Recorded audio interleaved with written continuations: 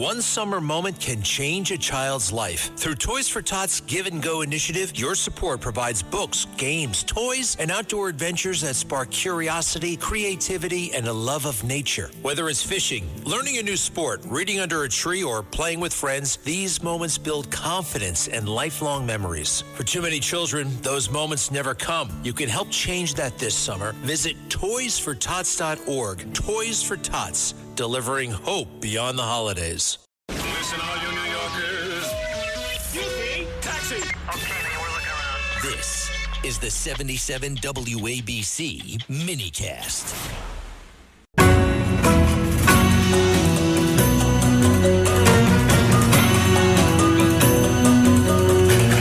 From Wall Street to the White House, this is the Larry Kudlow Show.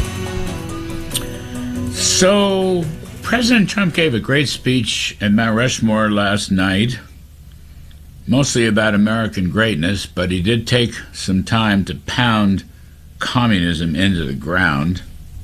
I guess we need to do that nowadays. Meanwhile, Mayor Mandami here in New York he gives his own little talk about sort of dystopian forces for evil. Okay, that's his take on America. President says greatness, Mandami says evil. What a contrast. Incredible. Anyway, let's talk money and politics with the great Steve Forbes. He's chairman and editor-in-chief of Forbes Media.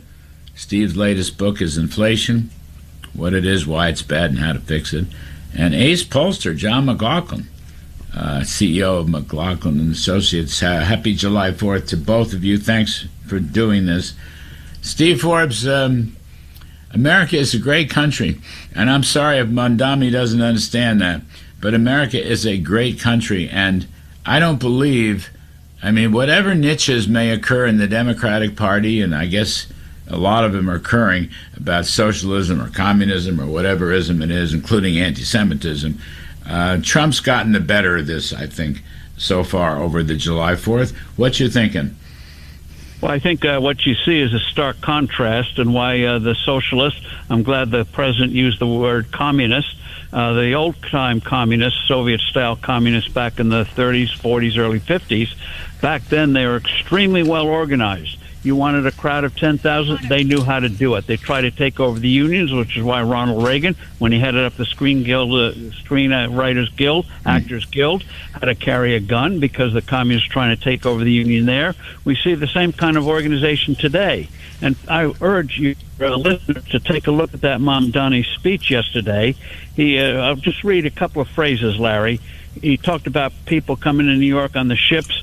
He said they lifted their heads to gleam what lies just beyond the waves. What did they see? They saw a land lush with teeming with life. They saw men waiting at the docks to take them into bondage. They saw tenements rife with squalor.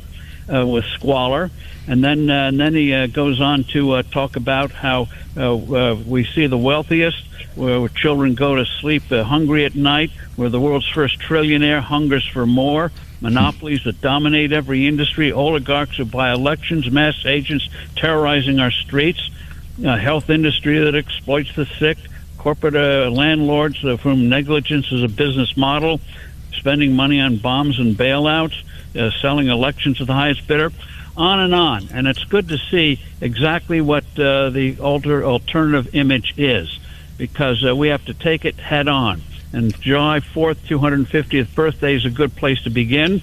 And the fact of the matter is, we're the richest country in the world. The world has never been better off. And why is that? Because we had freedom, embedding it in the fabric of our nation the way no other group of people have ever done before, and created a country where we do absorb people from every conceivable country and society, where within a generation their children are as American as somebody who ancestors came over on the Mayflower.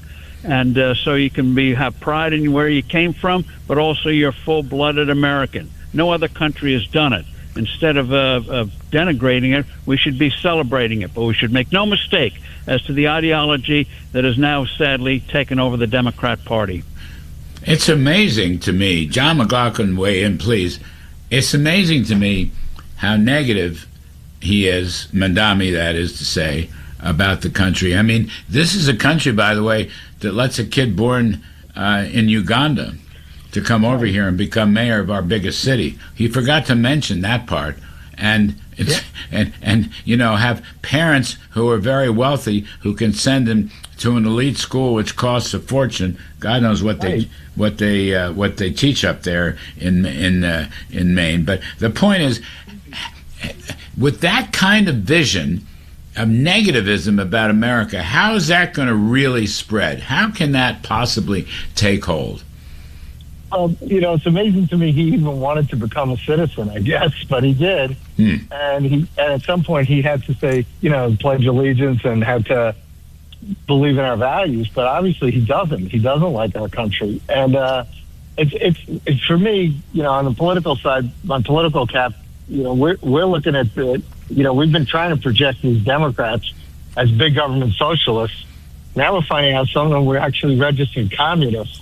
And it's going to wake American voters up to it, because when we have the midterm convention in Dallas for the Republicans, we need to make a contrast election. And when Mamdani, who's getting a free ride from the press, I mean, the media in New York City and nationally gives him a pretty good free ride, because he's in our last national poll 2 weeks ago, he had 32 favorable, 36 unfavorable. I mean, he's polarized, but he's not, not detested, or just like Chuck Schumer's more just like Chuck Schumer's a 29 favorable, 45 unfavorable. But when the mayor does things like this, and as we come up to not just the 250th anniversary of our country, but also we're coming up on the 25th anniversary of 9/11, where a lot of Americans died because of the kind of ideologies and values that he supports. With radical Islam and his pro-Hamas terrorist stance. What's he going to say about the anniversary, so-called anniversary of 9/11, which was a horrible day? With people from radical Islam, a version of radical Islam that want to destroy America. What's he going to say about that? Which side's he going to come out on that? Well, we're waiting to find out, but based on his past history, there's the brave men and women, the firemen and the police officers, and just regular citizens who tried to save their fellow New Yorkers from radical Islam, murdering, thousands of them. I mean, it'll be really interesting to see what he says, but he better honor those patriots and those citizens of New York and citizens of the United States who sacrificed. And since then, because we've got brave men. We're celebrating the 254th of July here, but we've got brave men and women. A lot of us have family and friends in the theater who are sacrificing it. And you have men and women in the Navy, been on those aircraft carriers. They haven't set foot on land in a year, and we take it for granted. Most Americans actually, give them credit, but to have somebody like this and recruiting fellow communists, fellow big government socialists to run for office. So if the Democrats take over the House, you're going to have communists and big government socialists in the caucus being the tail that wags the dog. And we can't let that happen this November. Steve Forbes. Steve Forbes. Trump basically, the speech he gave last night at Mount Rushmore is a very interesting speech. The first half was devoted to American greatness and the celebration of July 4th and life, liberty, and the pursuit of happiness, yes. And the second half was really a thrashing of this communist movement. I don't think he ever mentioned Mamdani's name, but it was very clear what he was angling. And I think in some ways he was responding to what Mamdani did with the desk turned the wrong way out. So I give Trump credit. I think that the GOP, the president and the whole GOP have got to take this threat seriously, the Mamdani threat, which is a communist threat, it's an anti-Semitic threat, it's a hatred and bigotry threat, and it's a hate America threat. They've got to take it seriously and follow the president's lead and hammer away. I mean, I think he's he provided some important talking points last night. And I think surprisingly at the Mount Rushmore speech, it was a very succinct, concise, tight speech. American greatness, yes, but we have to destroy this communist threat. Otherwise, we won't keep our American greatness. Well, Ronald Reagan warned us that we're always one generation away from tyranny. You can't take these things for granted. And one of the big scandals of the last few decades is in the schools. They don't even bother to teach civics anymore about the separation of powers, the history of this country, not through the perverted lens of the far left, but the actual facts of the matter. And astonishing, overall, very positive story, more positive than anything else out there. And so we have to fight that. But also, too, Larry, and we've been hitting on this, you've been hitting on this, we need some good talking points going into the election. We just take some of those New York candidates who won, some of those statements which just have your eyes rolling in disbelief, but also you have to contrast it with things are starting to get better here, but here's what we're going to do to make things even better. That gets to that reconciliation bill, which I always think sounds like a marriage bill, but that's what they call it. And take it and put in some juicy tax cut proposals and other proposals. And we may not get it through, but that's what we should put on the table and say, here's what we're offering. And you can see in these clips of these nuts that they're electing in New York and in Colorado, this is what they're offering. And make the stark contrast instead of sort of the muffled approach that we seem to be taking. Actually, let's take a break right there, because I interviewed Speaker Mike Johnson Wednesday on the TV show. We were down broadcasting from the D.C. Bureau. I want to talk about that interview because it was promising and optimistic, but I can't be sure. So let's take a break. Steve Forbes, Chairman and Editor-in-Chief of Forbes Media, John Mclaughlin, Ace Pollster, CEO of Mclaughlin and Associates. I'm Kudlow. We'll be right back. Larry Kudlow.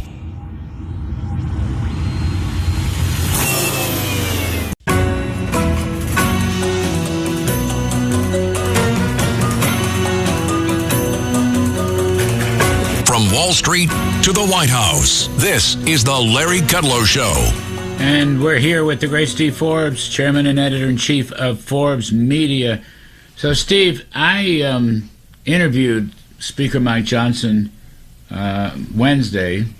We were down in the D.C. Bureau and talked explicitly about 3.0, Reconciliation 3.0.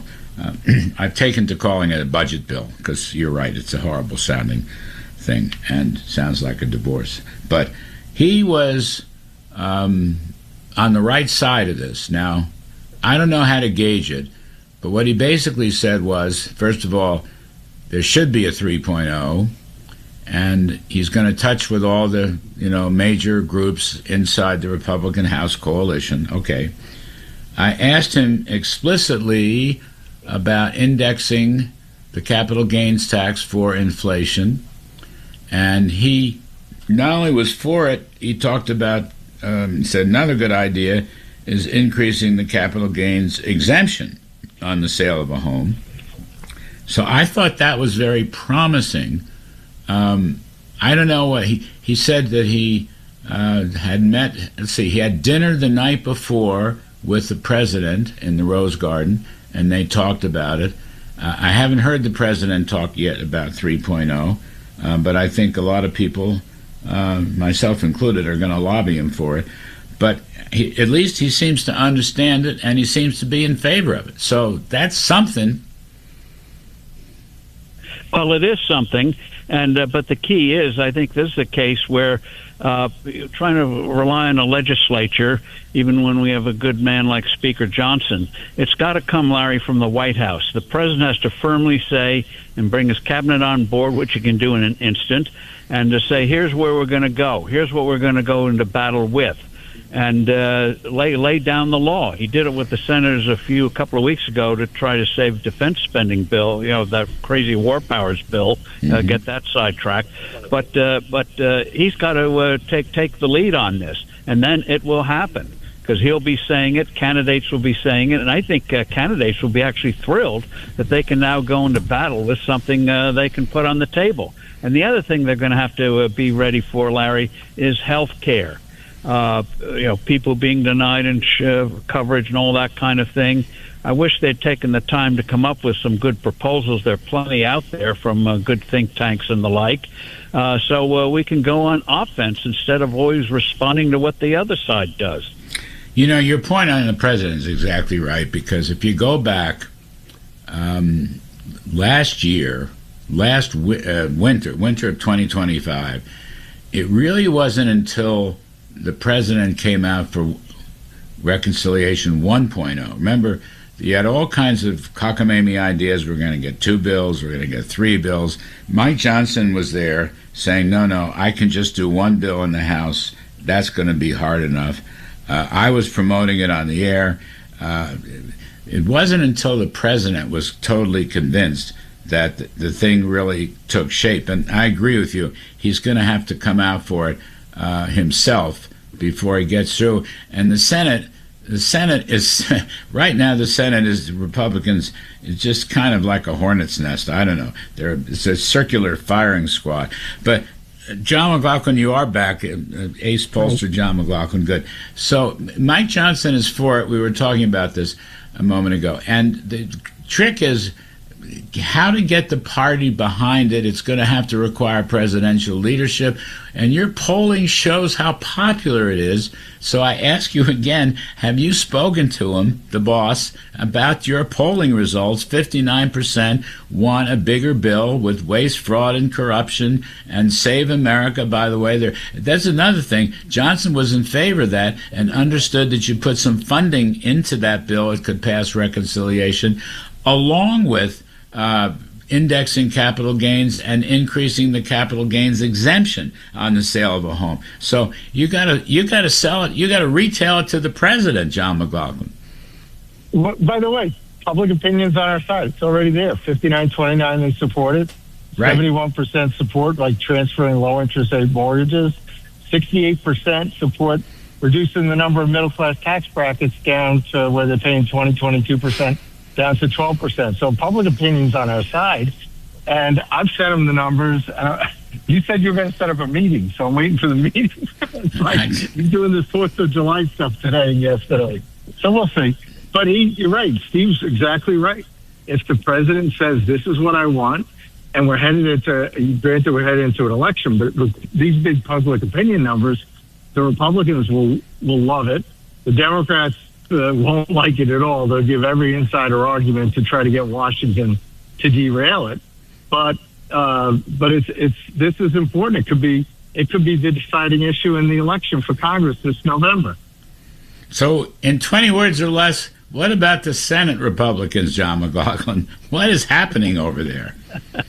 The Senate Republicans, it's the ones who aren't running again, who aren't worried about this year's election. They're the ones held up the voter ID, the proof of citizenship, Save America Act. You got, Senator Murkowski, Senator McConnell. I mean, we've got to get these people on board this, because their other colleagues. This is a matter of keeping the majority or not. And now the downside is you'll have these big government socialists, and you'll have these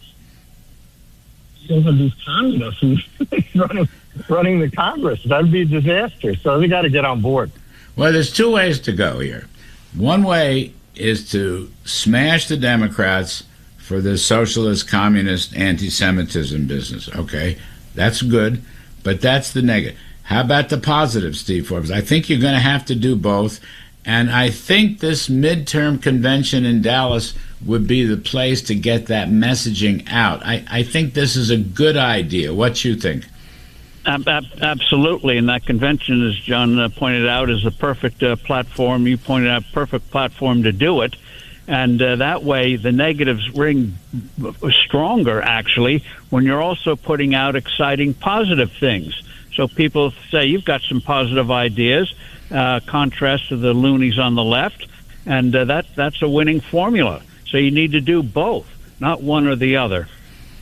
Now, Steve Forbes, I think I already know the answer to this, but there's a lot of talk now that the Iranians, as we expected, are not playing ball.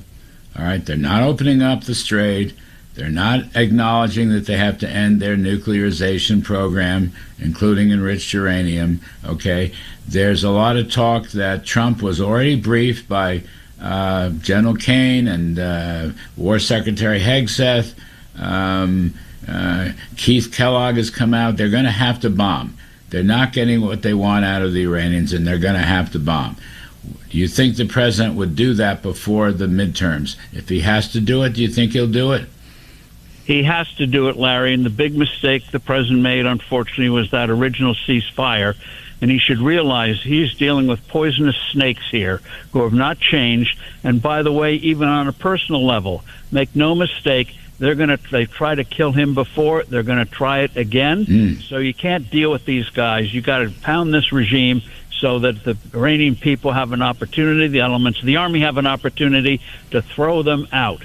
Because this regime is evil, pure and simple. And any other thing, negotiations, we've played this game 47 years. And by the way, adverse forces are starting to happen in the Middle East. Turkey, Qatar, Pakistan, trying to move us out. So we got to take action now. Yeah, he may hit Gargoyle before it's all said and done.